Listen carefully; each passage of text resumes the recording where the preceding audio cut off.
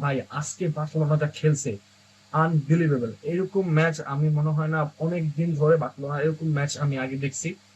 এই সিজনে তো এরকম ম্যাচ আমি দেখতেই পারি নাই, যেখানে আমরা বার্সেলোনা ফ্যানরা দুইটা সিচুয়েশনের মধ্যে দিয়ে গেছি। প্রথম হাফে মনে হচ্ছে যে এই ম্যাচটা ছুটে গেলে দিতে পারে, এক্সট্রা টাইম হইতে পারে, কারণ যে ইন্টেন্সিটিতে নিউক্যাসল বার্সেলোনার সাথে খেলতেছিল ওয়াজ ট্রিমেন্ডাস। মানে ওই সময়টাতে অ্যান্থনি অ্যালাঙ্গা তো সামথিং ইলস, মানে ও বিস্ট হয়ে যাচ্ছিল। যখনই ও পায়ে বল পাচ্ছিল তখনই বার্সেলোনার জন্য থ্রেট ক্রিয়েট করতেছিল। Newcastle were all in all out first for the first half, but ওই লামিন ইয়ামালের ওই পেনাল্টি এবং সেখান থেকে ম্যাচটা পুরোপুরি হয়তোবা ঘুরে গেছে।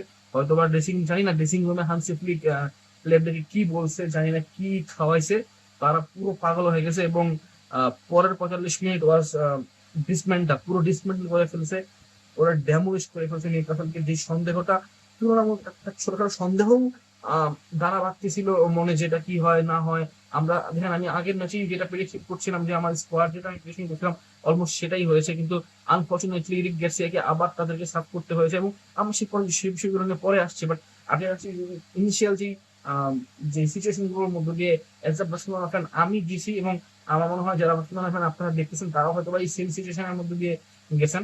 But match was brilliant. মানে প্রথম হাফে বার্সেলোনা নিজেও অ্যাটাক করছিল এবং অ্যাটাক খাচ্ছিল, এবং ওয়াজ যদি বলি ডিফেন্সিভ ডিফেন্সিভ অনেক রকম যে আবার ওই একই প্রশ্ন আসে যে এই হাই ব্যাকলাইনে কিন্তু প্রথম দুটা গোলের জন্য কারণ তারা সবাই মিলেই ডিফেন্স ডিফেন্স থেকে অনেক বেশি উপরে উঠে আসে, এবং সেখান থেকে ওই সেকেন্ড ম্যান রান গুলো বারবার ফার্স্ট হাফে দেখবেন আপনি, দেখবেন একজন ম্যান অলরেডি অফ সাইড পজিশনে থাকে, সেটা হয়তোবা বার্সেলোনা প্লেয়াররা হয়তোবা সেদিক থেকে কিছুটা স্লো হয়ে যায়, যে জানে যে তারা হয়তোবা বল ক্রস করবে না, কিন্তু হুট করে একটা সেকেন্ড ম্যান রান কেউ না কেউ দিয়ে বক্সে ঢুকে সেখান থেকে একটা পাস বের করে এবং সেখান থেকে গোলের অপরচুনিটি ক্রিয়েট করে। এই করে করেই কিন্তু নিউক্যাসল প্রথম হাফেই দুটা গোল ইমিডিয়েটলি শোধ করতে পারছিল। এবং যদি আসেন ওই সেকেন্ড সেকেন্ড হাফে কিন্তু এই সব সমস্যাগুলো বার্সেলোনা কম ফেস করেছে, এবং বার্সেলোনা ওই সুযোগগুলো নিউক্যাসলকে দেয় নাই যে তারা যেন সেকেন্ড ম্যান রান বা থার্ড ম্যান রান বা ফার্স্ট ম্যান রানই হোক না কেন, এই রানগুলো যেন নিতে না পারে। এই ব্যবস্থা কিন্তু বার্সেলোনা ফার্স্ট হাফ তুলনায় সেকেন্ড হাফে খুব বেশি এই ভুলগুলো করে নাই, তারা কিন্তু সেখান থেকে শুধরে উঠে আসতে পারছে। এবং নিউক্যাসল যেখানে বার্সেলোনার কাছে হেরে গেছে সেটা হলো ইন্টেন্সিটির কাছে। দেখেন, আমি আগের ভিডিওতে বলছিলাম যে বার্সেলোনার এই অ্যাম্বিয়েন্সটা ইম্পর্টেন্ট হয়ে দাঁড়াবে পুরো 90 মিনিট ধরে। সেটা সেম দেখেন, পুরো বার্সেলোনার ক্রাউডটা কন্টিনিউয়াস প্রেশার দিয়ে যাচ্ছিল নিউক্যাসলের প্লেয়ারদেরকে। এবং যেহেতু ওই 1C যেই জোনটা সেটা যখন বার্সেলোনাকে খুলে দেওয়া হয়েছে, এবং ফ্যানদের জন্য সেটা খুলে দেওয়া হয়েছে, 62,000 প্লাস দর্শক ধারণ ক্ষমতা সম্পন্ন হয়ে উঠছে ক্যাম্প নু, তখন কিন্তু ওই একটা গোলকিপারের পিছনে যে স্পেসটা ছিল ফাঁকা সেটা কিন্তু ভরে গেছে। এবং কন্টিনিউয়াস সেখান থেকে কিন্তু একটা আলট্রাস গ্রুপ কিন্তু সেখান থেকে কন্টিনিউয়াসলি বুইং করতেছিল অপোনেন্টের গোলকিপারকে। হ্যাঁ, তো এইসব কারণগুলো কিন্তু ইমিডিয়েট একটা রিয়েকশন দেখা গেছে। দেখেন, অনেক সময় আমি ম্যাচ চলাকালীন আমার অনেক ফ্রেন্ড থেকে অনেক বলতেছিল যে রাফিনের ওই ফাউলটা হয়তো বা হয়নি, বাট এটা ক্লিয়ার ফাউল, এখানে কোনো সন্দেহ নাই। ইট ওয়াজ ক্লিয়ার ক্লিয়ার ফাউল। এখানে আহ এটা না কোনো ডিবেট হবে না, এই ফাউল ছিল কি না, হ্যান ত্যান অনেক কিছু বলতে পারে, but it was clear foul. এখন প্রশ্ন আসে যে বার্সেলোনাকে কিভাবে পরের ম্যাচে তো ডমিনেট, পরের হাফে এত ডমিনেট করতে পারলো। পরের হাফে ডমিনেট হয়ে ওঠার পিছনে সবচেয়ে বড় কারণটা ছিল তাদের যে ইন্টেন্সিটিটা তুলনামূলক কিছুটা ড্রপ হচ্ছিল ফার্স্ট হাফে, সেইটা সেকেন্ড হাফে তারা পুরোপুরি একেবারে জিরো কাপারে নিয়ে যাওয়ার চেষ্টা করেছে। এবং তাদের যে মাইনর ভুলগুলো তারা প্রথম হাফে করতেছিল, সেই ভুলগুলো কারণে তারা প্রথম হাফে গোলগুলো কমপ্লিট করছিল, সেকেন্ড ম্যান রান দেওয়ার জন্য অ্যালাউ করছিল, যে ভুলগুলো তাদের হচ্ছিল ফার্স্ট হাফে, সেই ভুলগুলো তারা সেকেন্ড হাফে প্রায় নায়ের কাতারে নিয়ে গেছে। এবং সেখান থেকে এই কারণেই বার্সেলোনা সেকেন্ড হাফে নিউক্যাসলকে পুরো ডিসমেন্টল করতে পারছে। এবং দেখেন, যখন লামিন ইয়ামাল সেকেন্ড গোলে একটা ভুল করে, আমার তখনই মনে হচ্ছিল কোনোদিনই লামিন ইয়ামাল এই ম্যাচে তার এই ভুলের মাসুল সে দিবে। দেখেন, লামিন ইয়ামালকে দেখতে হয়তো বা অনেক খুব ভালো কিছু মনে হয় নাই, বা খুব অ্যাপ্রিসিয়েট করার মতো কিছু মনে হয় না, যে কেউ আছে খুব মানে এক্সট্রাঅর্ডিনারি কিছু করে ফেলতে পারে। সে যতক্ষণ মাঠে ছিল পুরো ম্যাচে কিন্তু সে ট্রিমেন্ডাস ছিল। মানে বল সেখান থেকে বল প্রোগ্রেসে কিন্তু সে আজকে হেল্প করছে, কিন্তু সে মাঝ মাঠে তাকে অনেকবার দেখা গেছে সে বল প্রোগ্রেশনে কাজ করছে, সে বল রিসিভ করছে, এবং সেখান থেকে ওই দুটা পাসে কিন্তু ছিল, একটা কিন্তু সেখান থেকে একটা গোল হয়েছে, এবং আরেকটা গোল হইতেও পারত। দেখেন, যেটা ফার্মিন লোপেস যে গোলটা করছে ওটা তো ধরেন যে ফুল ইন একটা ট্রিমেন্ডাস বল ছিল সেখানে, এইরকম ফার্স্ট টাচে ক্লিয়ার করে ফেলা এবং সেখানে ফার্মিন লোপেসের জন্য গোলটা রিলিজ করে দেওয়া, এই সব কিছু কিন্তু তার ওই স্প্লিট অফ সেকেন্ডের মধ্যে করতে হয়েছে। He was good, he was brilliant on the ball, off the ball. সে ওই স্পেস গুলো নিচ্ছিল এবং সেখান থেকে স্পেস তৈরি করার চেষ্টা করছিল। ম্যাম, আগের ম্যাচে আমি বলছিলাম যে রাফিনিয়াকে কেন খেলানো উচিত, এবং যেহেতু আপনার আপনার একই সাইডে যাও কাউন্সিলও খেলবে, সেটা কিন্তু আজকে প্রমাণিত হয়েছে। হ্যাঁ, রাফিনিয়া কিন্তু বারবার উপর নিচে করতে হচ্ছে, কারণ তাকে বল প্রোগ্রেশনের সময় একেবারে উপরে উঠতে হচ্ছিল, আবার বল যখন বার্সা কাউন্টার খাচ্ছিল তখন কিন্তু আবার নিচে নামতে হচ্ছিল, আবার যাও কাউন্সিলও বারবার উপরে উঠছিল। আপনি এই দুটা প্লেয়ারের হিটম্যাপ দেখেন, দেখুন প্রচুর তারা দুজনের মধ্যে ইন্টারচেঞ্জ করেছে, পজিশনের ইন্টারচেঞ্জ বহুতবার হয়েছে।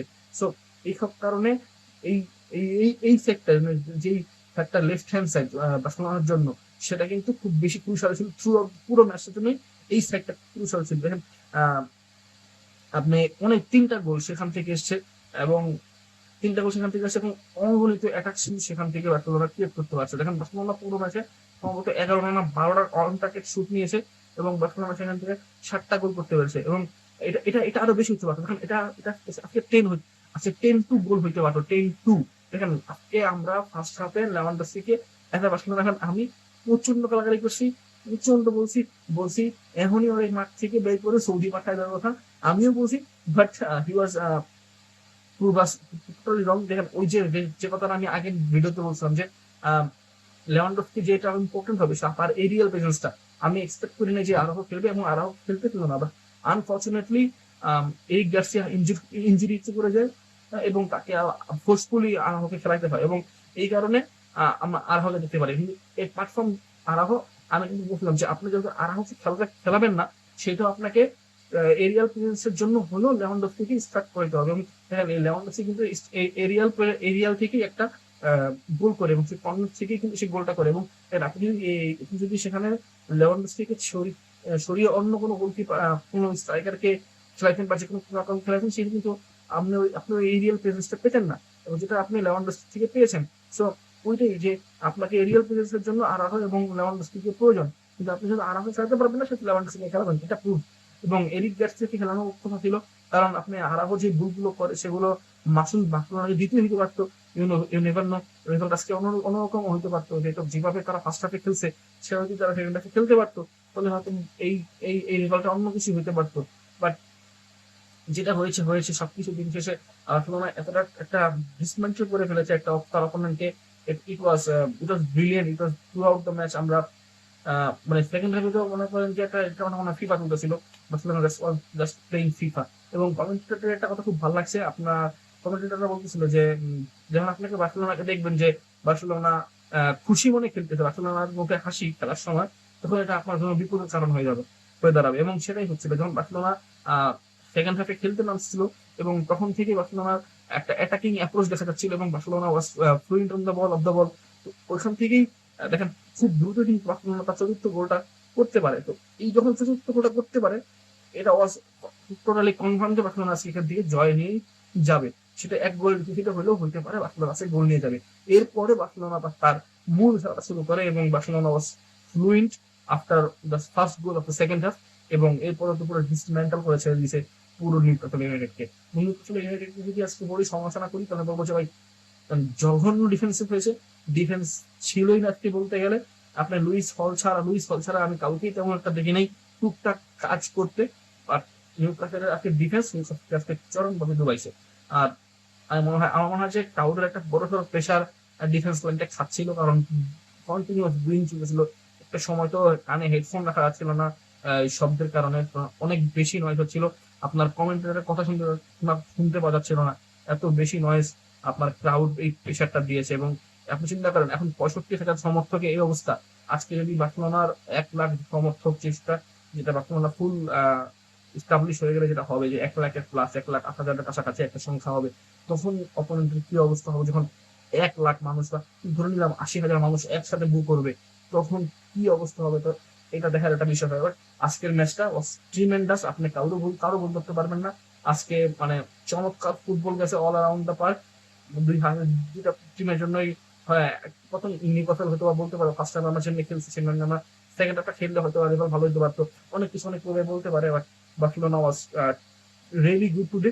আর আমার ব্যাকগ্রাউন্ড নিয়ে কিছু বলেন না, আমার বাসায় একটু রেনোভেশনের কাজ চলতেছে, এই কারণে আজকে ব্যাকগ্রাউন্ডটা একটু খারাপ দেখাতে পারে। But in the match, for the match, and this match was something else, like beyond imagination. আমরা কেউ হয়তো বা চিন্তা করতে পারে নাই বার্সেলোনা এইভাবে ডিসমেন্টল করে ফেলবে নিউক্যাসল। কেউ ফার্স্ট হাফ দেখা যারা ফার্স্ট হাফ দেখেছে এবং তারা তো হয়তো বা টেনশনই পড়ে যাচ্ছিলেন, যারা বার্সেলোনা ফ্যান আছেন এবং যারা আহ, আপনার নিউট্রাল ফ্যান আছেন, যেমন যারা হয়তো বা বার্সেলোনাকে সমর্থন করছিলেন, তারা তো আজকে পুরো চিন্তিত হয়ে গেছিলেন হয়তো বা যে বার্সেলোনা এখান থেকে জিতে যেতে পারবে কিনা। কারণ বার্সেলোনা ঘরের মাঠে নিউক্যাসল এতটা ডমিনেটিং ফার্স্ট হাফ কাটানোর পরে ইট ওয়াজ রিয়েলি কনসার্নিং যে বার্সেলোনা জিততে পারবে। বাট বার্সেলোনা জিততে পারছে, এটা সবচেয়ে বড় কথা, এবং শেষ কথা এটাই যে বার্সেলোনা জিততে পারছে। আর এরকম কোনো কথা নাই। আজকের ভিডিওটা আমি আমার ট্যাগলাইন রেখে করছি, রিস্কাল বার্সা।